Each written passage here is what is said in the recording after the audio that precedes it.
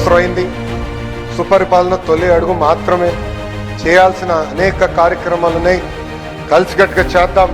అన్ని రంగాల్లో భారతదేశంలోనే ఆంధ్రప్రదేశ్ని నంబర్ 1 చేసే బాధ్యత ఇక్కడ కూర్చున్న మనందరి పైన ఉందని ఈ సభాముఖంగా తెలుపుకుంటూ మీ అందరి దగ్గర నుంచి సెలవు తీసుకుంటున్నాం.